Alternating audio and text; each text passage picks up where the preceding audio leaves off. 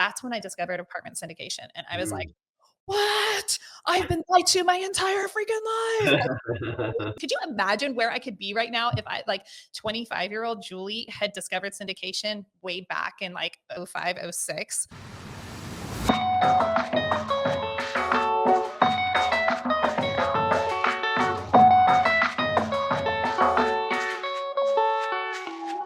What is going on, DeRosa Insiders? This is Matt Faircloth, and welcome to the Cash Flow Digest. I'm grateful for you. Gratitude for being here as a viewer of the Cash Flow Digest. If you're watching this program on Spotify, thank you. And if you're watching this program on the DeRosa Insiders channel on Facebook, a 10-pound bucket of thank you for watching this program on DeRosa Insiders and for joining our awesome online community called DeRosa Insiders. And guess what? It's free.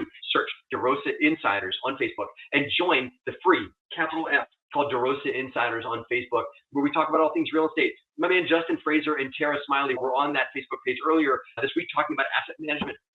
A week ago, I underwrote a 30-unit apartment building deal with my man Hayes Patel live, a 30-unit building, and lots of people watched it and got lots of value from it and everything like that too. I met this guest. I've known this guest for a while. She's been an active member of my wife's real estate investor community. So I've met her at those events. I've met her at other real estate networking events, and she's up to some really cool stuff, including building apartment buildings, including adaptive reuse, some of that stuff, including affordable housing, and including assisted living. And we had a great conversation a while ago that she called me out on. We'll bring her in and we can talk about that great conversation that we had at a mastermind a little bit ago. So guys, give lots of thumbs up and hearts for our guest today, Julie Holly. How are you today? Oh, I've been looking forward to this since we scheduled this, Matt, because you're one of my favorite people. And so I'm like, oh my gosh, anytime I see you and Liz at events, it's one of the highlights. Like Cool. we always have such good, rich conversation. We try and bring the energy. Thank you for picking up on the energy we're looking to bring, for letting it spill over. Thank you very much. So you and I were at a mastermind a while ago, one of Michael Blanc's events. He's a phenomenal human being as well. We got him booked as a guest in a couple of weeks on this program, actually. And we were at this Michael Blanc mastermind. It's like after Dealmaker Live, and like a bunch of people went and just hung out and did everything from shooting the skeets, remember that, to eating phenomenal steak, because that's what you do in Texas, right? So ate phenomenal steak, eat really amazing food. And we hung out by a pool and had cocktails by a pool. And you and I got into this great conversation about like just being present in the moment. You remember that? I noted, it was like mid-June, because I wear this thing religiously, right? I developed this white, tan mark underneath my watch, and it's nice and tan all around it, right? And we joked about it because I was sitting in the pool with you, not wearing my watch. You were wearing your watch I initially. was. And we were talking about presents and actually we were talking about it around our family and our kids. Yeah. And I wasn't wearing my watch, which I am right now. You guys can Yeah. see a little sporty Okay. watch. And I looked at you and we were talking. And I remember this distinctly, Matt, because this is like so Matt. You took your watch off and without care, you like flung it.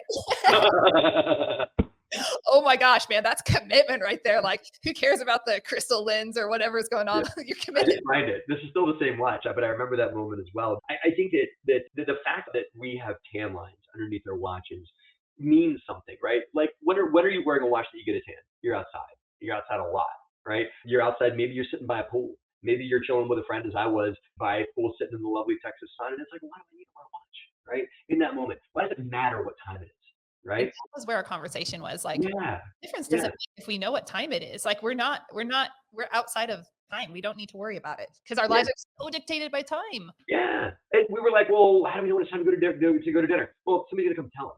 Yep. And we'll notice that. And we'll just feel like, okay, this conversation's over. Now it's time to go do something else. And I think that these things and the awful clocks on our phone and whatnot and alarms and all that, they rob you of the present moment.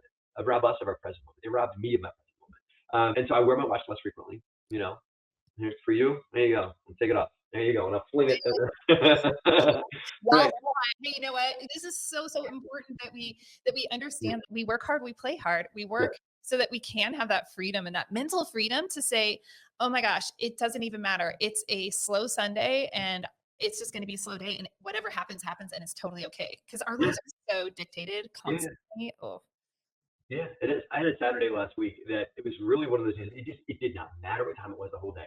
You wake up when you wake up. Okay, like there's no soccer game. There's no nothing. It was just a day. And do you want to go for a bike ride with your son? Sure. Do you want to eat because you're hungry? Sure. It doesn't matter what time it is. So it goes back to what you and I talked about. And I promise we'll talk real estate at some point here. But as business owners and as just people that work, right? We built these structures and confines around ourselves so that we can be effective. And I get that. I'm not saying we all need to go skip off into the trees and live in the woods or whatever. I'm not saying that. I'm saying that we need to have balance in our lives with regards to times that we just enjoy life and times that we're here to grind out work, because we built these confines and structures with email and Zoom and all these kind of stuff so that we can be effective, so that we can earn enough money that we can be present in the moment when it becomes time to with our kids, and I can just sit around and not worry about what time it is for a little while, right?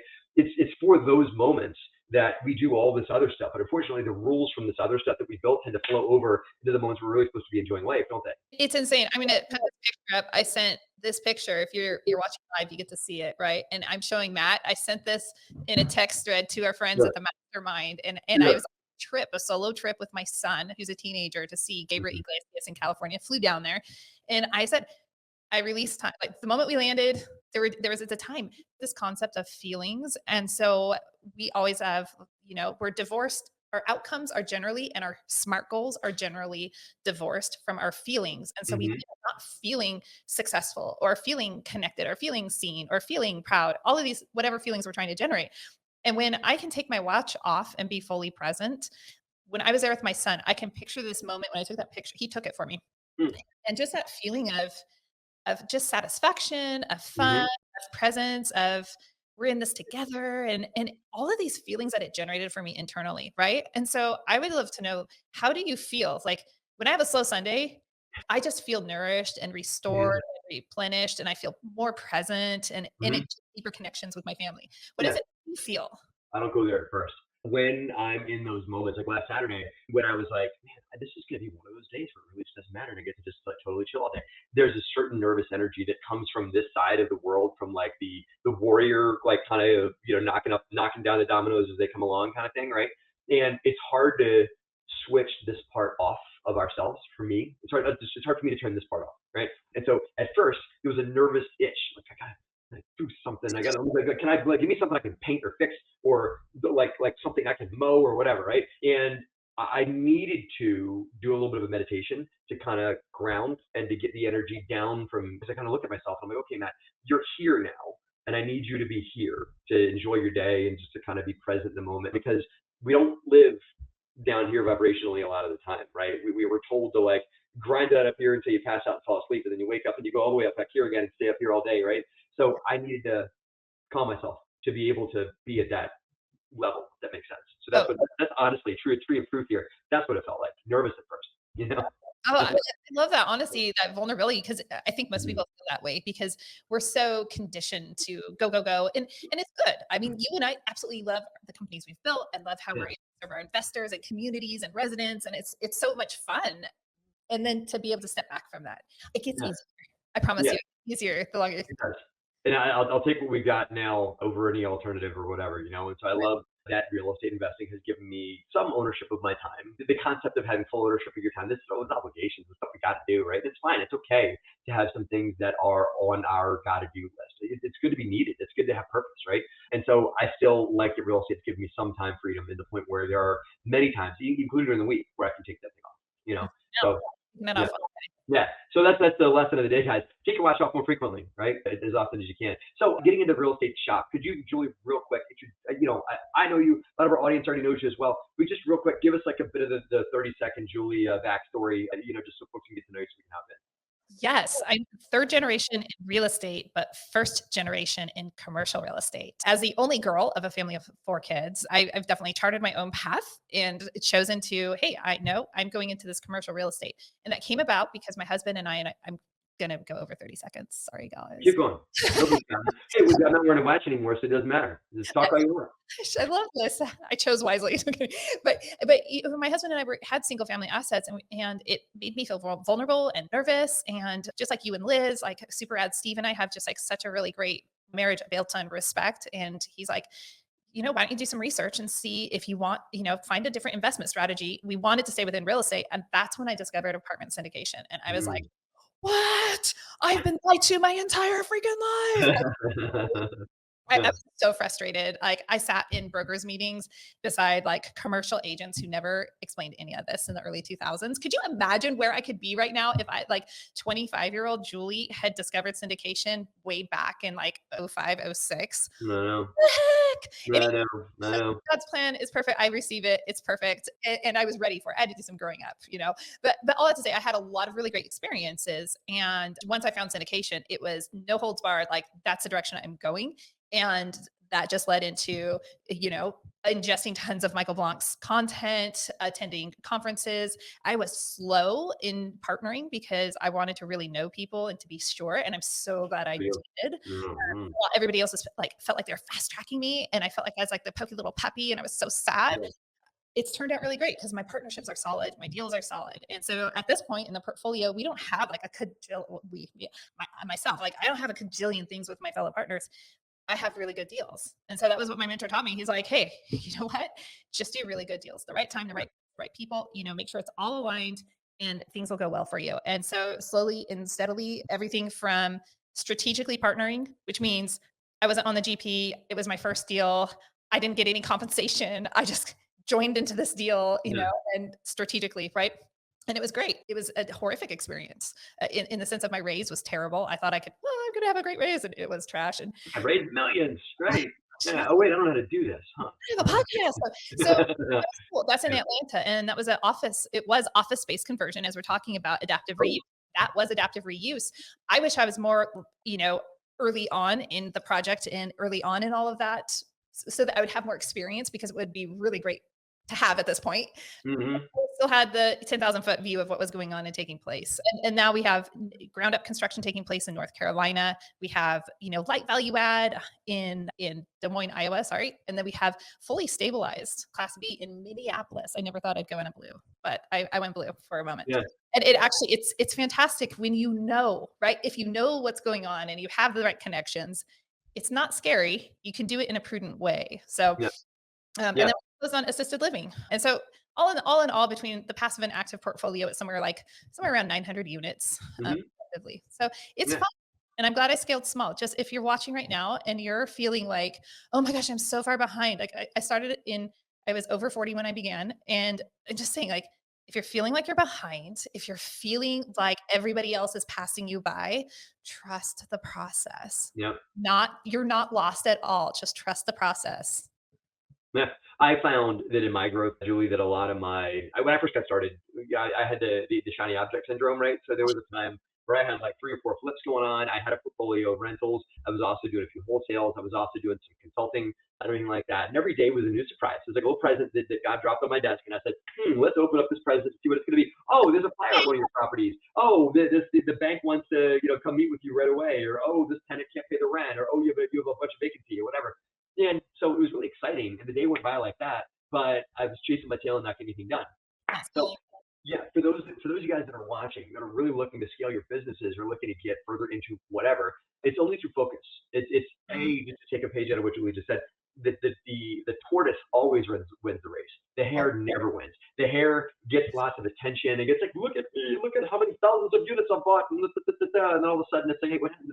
I don't hear any more social media posts from that hare anymore. It's because they went too fast and went bankrupt, right?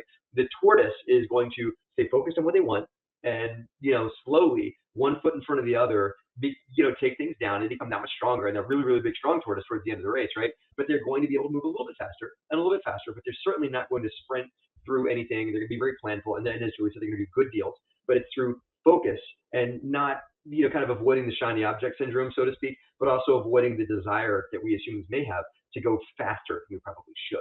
And so there's a lot of success tips in what Julie had given there. So I gotta dive in on that whole shiny go, object syndrome because go. oh my gosh, I got so derailed by shiny. Mhm. I definitely it wasn't. I don't regret it because I learned a lot and it's going to help you, listener. What were some of your shiny objects at the very beginning? No, mine was because I was very focused. Like, okay, I've already done residential and I've been successful over there. I'm not doing residential. I am doing multifamily, and now I was like, what markets? And come on, okay, seriously, Ah, just put an emoji in there if you are my past self where you're like, yeah. oh yeah, which market? I have to figure out which market. And I was looking at like, I don't know. I had Neil Bawa's sheet and it was like one of my friends had made it so it turned green if everything lined up. It was like someone had gone through the measures. It was amazing to do this, right? And I'd be like looking at all these markets and trying to think, I just have to pick the right market. And I was so obsessed with it. I was also obsessed with a lot of different asset classes. I wasn't Yeah. sure about actually what was in my buy box. And so I was like, yeah, broker, sure. Yeah, I will go for that. Oklahoma 10-unit multifamily, sure, because it's an apartment building. Yeah, I'll do that, Yeah, right? Yeah. Never been to Tulsa. Not even sure if I could throw a dart at a map. Not sure where it is. But yeah, why not? Totally. Those are mine. So it was like obsessing about the market. And then I did flip between asset classes because then I was like, Mhm. oh, maybe I should go into mobile home parks. Maybe I should consider RV parks. Maybe I should. I mean, like we all, you and I know people who are very successful, all these different things like, oh my gosh, self storage. I got to do that. I got to do. And I'm like, okay, you know what? Choose. We have a lifetime. So I'm like, girl, you choose one and you kick butt at it. You get Mhm. it dialed in. And if you want to add something else to the plate later on, go for it. But just choose a market, Yeah. choose your asset class, and just focus. And just focus. And there's a lot of success to that. And I've been with you as well in the earlier years of my real estate investing career where I've seen, I've had this happen to me that you just referred to. Like you go to BPCon or you go to, to Best Ever, you go to these conferences and you like talk to you, there's a great conversation with somebody who's just crushing it in Salt Lake City. And you're like, oh my goodness gracious. I actually, speaking of Yovala, personal friend of mine, personal friend of yours too, right? So I'm talking to him at Best Ever and he's just going off about all this money he's making doing Salt Lake City. I can't help it. But even as focused as I am now and disciplined as I am now, I can't help it. My little itch started to go like, excuse me, like I Right. had to go on LoopNet later. Like later after I left him, I had to go on LoopNet Oh, a little bit. I did, but like I've allowed myself, Julie, to allow that to be as far as I go for scratching the itch. I just like, okay, let me, but then I go back to what my goals are, my focus is, and everything like that, and like whatever. But when I used to, you go to meet the person that's doing self storage. Like self storage, that sounds really interesting. Very data driven. I'm data driven. I could do that. Yeah. You talk yourself into these things you hear other people doing, and all these things are really doing is just pulling you off of the one thing that you've decided to focus on. And it's not that what you've chosen is better. There is no better. It's just anything will flourish with focus. Anything. And if you just decided to pick this thing right here, if I want to, focus on 10-unit apartment buildings only 10 in Las Vegas, I probably could do very well, right? But I can't allow people to pull me off of that because I have to stay uber focused on that one thing to get where I want to go, and it's only through focus, and that's moving one foot in front of the other, boss is staying focused. That's where it's at. Yeah. So tell me, changing gears, assisted living. yes. What is it and why? Yes. Okay. Assisted living is not residential assisted living. So we're talking about larger and the technical term is facility, assisted living Hmm. facilities, and it's Hmm. so sterile. So in this conversation, I'm actually gonna say assisted living communities because Yeah. it's a human element, and I like to bring Hmm. humanity to things. And so assisted living facility communities. I'll trip myself up the rest of the time now. They are opportunities for people that cannot care for themselves on the day in daily basis, right? Okay. I like to think. I know you and I are both parents, and I like to think of this as what was my child like when my child was, 3, 4 years old. Hmm. They needed help bathing. They could not be trusted to take medicine on their own. So that's really the primary target. Now, this is not memory care. So assisted living is its own. Memory care can be a part of that. So far, we Hmm. don't have memory care as like in our portfolio. That's like the next level up, and it's actually not difficult to Yeah. kind of do some retrofitting because it's just adding some secure measures so Hmm. residents can't just go out the front doors and not know where they are because they Yeah. don't remember. And it's also not on the scale of nursing home convalescent. So we're not doing okay. We don't have hospital beds, and we don't have monitors and nurses running around. So we're really looking at someone that is relatively healthy. The average age is 85 years old in these communities. And when we're looking at this target, also keep in mind that 70% of the population of all of humanity, 70% will need to be in an assisted living community at some point. Now, Hmm. what this is not is that this is not a residential assisted living home, right? Like, so Hmm. sometimes we'll have these homes and neighborhoods, and Yeah. now I know that's what it was by my first apartment complex. I'm like, Hmm. oh, that was a rouse space. And those are intended for smaller groups of people. So maybe anywhere from 6 to 10, 12 residents are going There's to. people turning single family homes into those Exactly. that are taking the McMansions, the 4 or 5 bedroom crackalacky houses that are the 5 bedroom, 4.5 bath that our parents probably thought that was their dream. That was it. That was probably the apex of the American dream was to own that ginormous postage stamp of a house and everything like that. But a lot of people, that's not what they're dreaming of anymore, right? And so there's a conversation maybe turning a lot of those big properties into micro facilities. But is that not what we're talking about here either?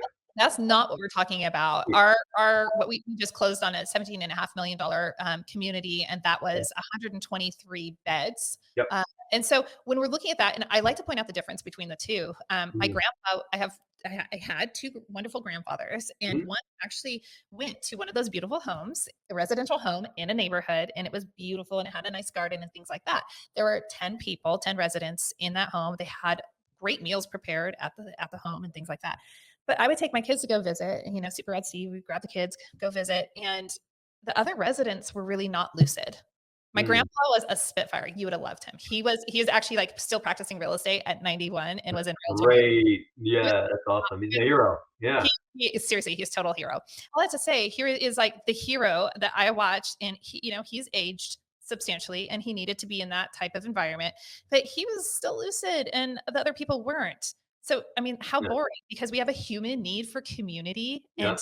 companionship and connection, and there was no way he was getting that at that in that home. No. But when we look at these larger, and this is why I've actually shifted from, "Oh, that's so lovely, they could be in a home. Isn't a home nicer?" Actually, let's look at the human needs. Humans need that connection, companionship, and things and such. So when we go into these larger opportunities where there are more residents, now the residents have multiple levels. You're always going to have somebody that is operating on your same functional level, right? That you can have a chance to connect with. And not just Mhm. that, but you're looking at people that are in somewhat your same demographic, similar in age. So they've experienced similar historical events. There's some experiences in life that you're going to relate to and such. And Mm. so you have this completely, and then with ours, now we have an activities director. And I love, like, walking through the community. It's like you can see all of these residents connecting in different ways. When I think about maturing in life and that stage of life, that to me is where I would love to be in those. Now they're Mhm. stigmatized. So a lot of people are like, "Oh, it's an assisted living facility. It's gotta smell terrible." There's probably Yeah. elderly abuse taking place, and I mean, I've definitely fielded a lot of these concerns. That's why it's really important. I must go tour, must go see. Yeah. Well, and also the desire to perhaps run one that is not that, you know? 'Cause these are real live humans that you're dealing with on the other side that are towards the fall, if you will, of their lives in this season, Yeah. and they deserve just as much respect as anybody else. Can we call this a 55 plus, or is that not the same thing? Thank you. This is not the same thing as a Okay. 55 plus. Now, someone could Okay. come at 55 if their body and their abilities were at that stage. It's different than a 55 plus, not a nursing home. It's not like almost a hospice facility where they're just kind of like, keeping them stable until they pass on, right? Is before like nursing home, hospice care kind of thing. I'm just kind of like telling saying Yep. back what I'm hearing from you. It is a stabilization facility for those that have some of their faculties together. So it's not like you said, those that have lost the memory side of things. There's additional support that those folks need. These are folks that have lost some of their body's capacity to do things, that need some help for their body to do stuff, whether that's prepping meals or self-care, bathing and that kind of stuff. It's support with all that, but obviously there's plenty of human dignity in there that they get, and there's a community that maybe they can build a relationship and play a poker game with the guy across the hall or something like that, Or right? speed, for real. It was so cute as I was going through this community. It was just beautiful. Every building had a different activities director, Mm, 5 buildings, and I walk in one and it didn't smell like that's sorry, mm. I had to pass a smell check, because when I was in Yeah, kindergarten, I went Christmas caroling at a nursing home, and I've always loved elderly people. It's just one of those things about, I love people, but I love yeah, elderly people and their stories and such, even from a young age, and I just remember how horrible it smelled, and it just seemed kinda scary. It seemed dark and yeah. dreary and just like, this doesn't seem like a happy place, and these people deserve the very best. So this first facility that we purchased, it was beautiful. Like walking through all the buildings, they were bright, they were cheerful, there were activities directors, and people were together singing in one building. And another building, they're like sitting there watching an old black and white John Wayne movie, and Yeah, they were all like in it together. Like yeah, in another building, there are all these women crafting in this little dining nook area. It just, so to see that and to say, okay, this is what I was hoping it would be, but this is yeah. even better, because they are really truly receiving that dignified care. Mm, And now we could talk about the costs, right? And that's where a lot of people are concerned. They're like, "Oh my gosh, I don't want to support something where they're just charging way too much money and displacing elderly people," right? mhm. And so Yeah. there's a Well, fair go there for me because my wife and I were presented an option to invest in something like this, not one that you were involved in. We were turned off. The guy that we were talking to was almost like bragging a little bit. I'm almost embarrassed to tell you, Julie, but it was something like it was north of 10 grand a month that they were getting per bed in these facilities. And he was like, "Hey, we can minimize the support that, like we don't have to have that much staff on, run a little more efficient, a little cheaper and whatnot." I'm like, "You're taking services away when you do these things, right?" It felt like a fleecing. And if you're yes. providing 10 grand worth of value, I get it. You can charge that, but it also just turned me off from a standpoint of it looked like a taking advantage. How it works from a feeling good standpoint, with like to this, because I know you subscribe to this too, transforming lives to real estate. That what we do as real estate investors can make a real measurable impact on people's lives. So tell me how assisted living can be done in that way. If we are not making that difference, then we have failed as Yeah, investors. I agree. Full stop right there. And I want you, listener, to really check yourself right now. There is a lot of money to be made in real estate, and Mhm. you don't have to try to grab it all and hoard it all for yourself. And so give us some of the nuts and bolts, just examples, whatever you want, on Yeah. what you're doing specifically. How can assisted living be run from a prosperity mindset and without like a scarcity? Let me hoard as much as I can and minimize services for the Mm, elderly. yeah. Another way to do it, and that's the way you're doing it. So go through it. That is the way that we are doing it because Mhm. humans come first. We are for Yeah, humans, we're pro-human. And so with that, one, we always make money with how we buy an asset. of We course. make money on the front end, just like Mhm. when we're purchasing an apartment complex. So we're always looking at how are we buying this? What are the terms? What does this look like? Right. Very first thing, because we can control part of our profits just by buying it correctly. And Yeah. so that can people who are not buying correctly on the front end and looking at it in a really discerning way, they're already setting themselves up where maybe they're going to have to charge more and have to do more Mhm. and taking services away just because they didn't buy right. So first and foremost, with all investing, buy right. Second Yep. of all, let's look at most of these communities are owner operated. Yep. Like the stat is 47% across America of assisted living communities are owner operated. With that, let's think about this. They probably aren't, and this isn't a slight on them, but they probably aren't like business, there's going to be business optimization. We'll put it that way. Business optimization that is really going to escalate the performance of the property in most every single case. You're using a professional property management company, or Or not property management, just a facility management company, right? exactly, or having your own integrated. Yes. Right. So we are integrated. Yeah. And with that, so looking at how is this done? Well, now we're able to join, different group buying, groups, Mhm. right? And now we're able to, great, this vendor, we can buy all of these supplies, and I think we're going to be saving six figures 2, 3 times over just by how Right. we're going to be buying now for this Mhm. particular community, right? True collective buying power. Mhm. That's Yes, awesome. exactly. And so you're looking at how can we optimize this business, which is just business. And by the way, what I didn't mention was when we're buying these communities, you're buying a real estate asset. So you need to understand, how do I evaluate this real estate asset for the real estate that it is? And Yep. I'm in business. So now I need to evaluate the business and see how this business stands. And they both have to stand on their own two legs and be complementary. So just I failed to mention that. So we're really looking at the business optimization through this. We don't have to raise the rates substantially. Now, rates in that particular market, nobody was raising their rates for years. Mhm. So very similar to apartments where Mhm. operators oftentimes Yeah. they are not at market rent. And so it's not a matter of, oh, we're going to go gouge, but it's important that we are receiving market value so that we're staying and tracking with inflation. It's not a matter of, okay, let's gouge you. It's okay, we do need to bring this up because inflation is real. We need to be trending with that. And as seriously, Matt, it's really not too complicated. It's just let's optimize this and let's make sure that we're at market rent. And again, that goes back to buying right, knowing Mhm. what is market rent, where are we at with that, and what could we ethically provide for them without cutting the services, without reducing their quality of care. What's done, either by you or in the industry, to increase the experience that what do we call them in my apartment communities? We call them obviously residents and everything like that. What is the user of an assisted living facility in a right mindset? Are we calling them residents? We call them residents as Good. well. And Good. and you know, Yeah. don't They're not just a number. They're not just a warm body in a bed, right? Um, exactly, they're not tenants, they're residents. Well, in this case, we already have a lot of that built in. So we have activities directors who are there on site. Every single building has their own.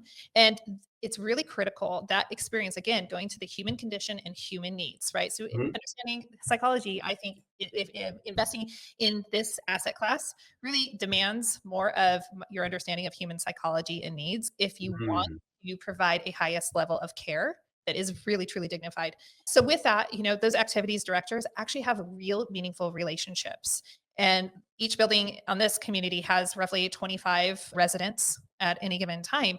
They actually have real relationships. The nursing staff, they really care. And so it's hiring the right people. And I know that it's not a bells and whistles, but it's always a simple things. It's kind of like, what do our kids really want? They don't necessarily want the trip to Disney World. They want us to just sit and snuggle and watch the movie or throw the ball with them or something. Having that intact is really critical. We do have a bus that takes residents around town to do the things that they enjoy so they can still participate in going to the shops that they like and going to a place to have their hair done that they enjoy, right? I mean, I can't imagine. Okay, I'm a pretty low maintenance person, but you know what? I want to be able to go and have lunch. When I am that Yeah. age, in that care, I want to be able to go and have a really good lunch somewhere. That's important to me. So Yeah. it's those things, having the activities director, and then you also throw in some of those other fun experiences, the random ones where do you just show up and say, "Hey, would you like ice cream?" and bring in a bunch of ice cream, or just doing the spontaneous to keep it a little bit exciting. Comes to knowing who your residents are. Yeah. Right? You can't know what is going to meet their needs unless you actually have a relationship with them. And so all of good business is built on good relationships. And it is especially no different when we're dealing with assisted living communities. And, Yeah. contrast that from apartment complexes where I believe that you have at your complexes, you guys have some great community outreach and Mhm. such, and you're Yeah. intentional about that. And I love that. Imagine those your residents, they can come and go and do their thing. And so delivering that to people who Yeah. don't have the ability to come and go as they want and to do those spontaneous, exciting things, Yeah. that's something that they can't just orchestrate on their own. And so that's especially meaningful. We actually use a model that most of our apartment complexes that's similar to your activities coordinator that you guys have. And it's for a third party organization. It's a not for profit called Apartment Life. And they go and bring in, like, okay, we're going to have natural night, we're going to have movie night, we're going to do hot dogs. I know the movie night out in like the courtyard. Like, you don't have to be in somebody's apartment. You can kind of do like one of those inflatable things with a projector screen. And as the owner of the apartment complex, we give them a budget on what we'll, yeah, we'll buy that movie screen thing, the projector, whatever. We'll pay for the nachos on a natural night or, hot dog Friday, whatever, because it builds community and people get to hang out and everything like that. We used to do jumpy houses, but then our insurance company said from a liability standpoint, we don't do jumpy houses anymore. Like, man, you guys are just party. Insurance companies are party poopers, aren't they? And so they were like, okay, can't do jumpy house. Okay, fine. So we'll do something else. Anyway, I got to transition because we're almost like I blink my eyes and we're at the top of the hour. I'm cheating and look at the clock about on my computer here, so I can't look at this anymore. But I want to talk to you real quick. So, do you see continued desire for your company to take on more assisted living? Is this where you're going for 2024? I could like totally just sense your passion coming through the camera here on it. So, is this what you see to be the best investment opportunity for 2024 for your company? I love the investment opportunity and I am pursuing it aggressively Mhm. going into Yeah. 2024. There are a substantial number of owner operators who are of age to retire.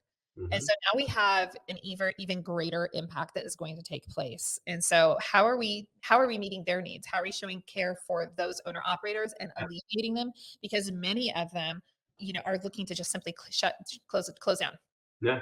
We're already behind. Just like we're behind on housing units, we are also substantially undersupplied when it comes to the assisted living space. And so I think this is an opportunity for people who have a genuine heart and a knowledge. You can't just have the knowledge of how real estate works and in the businesses. You have to have the heart because these are humans who deserve the very best at this stage of life. All humans Mhm. deserve the best, but like, oh my gosh, like we would need to nurture them and take care of them. And so, yes, absolutely. I will also continue. So, we focus specifically on housing for humans. So, it's all about apartments and assisted living. And that's what we do. That's our buy box.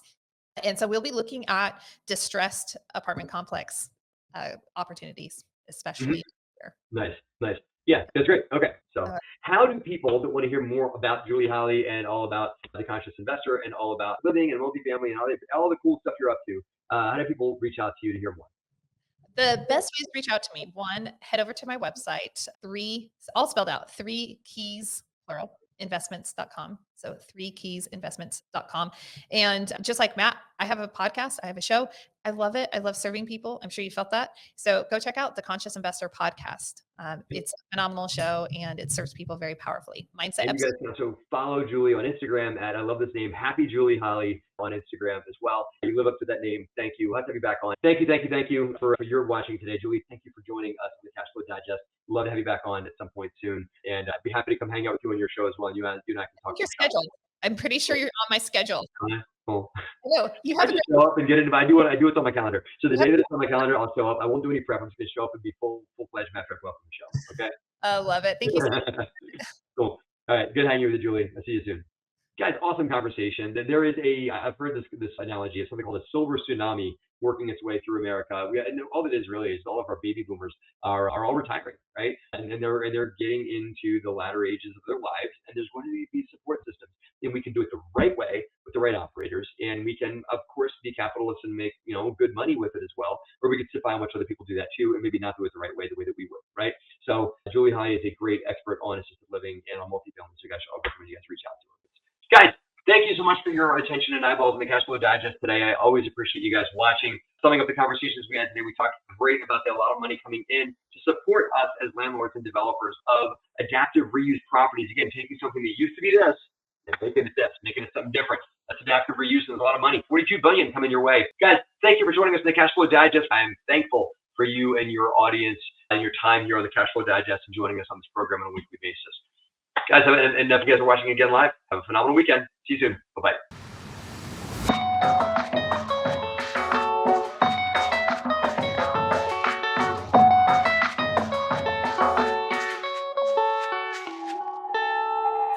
Hey guys, Matt Faircloth here. Thank you for listening again to the Cash Flow Digest. I really appreciate you guys doing that. If you guys want to hear more about what DeRosa Group has to offer, go to DeRosa Group, DeRosa Group.com, DeRosaGroup.com online. You can hear about all the great things that we offer from an educational standpoint and passive investment standpoint on our website. See you there. And if you guys want to join our online community, DeRosa Insiders on Facebook, where you can watch this program get recorded every Friday at noon Eastern, and you can come on as even a guest or ask questions on the show. We hope to see you guys on our online community, DeRosa Insiders. See you there.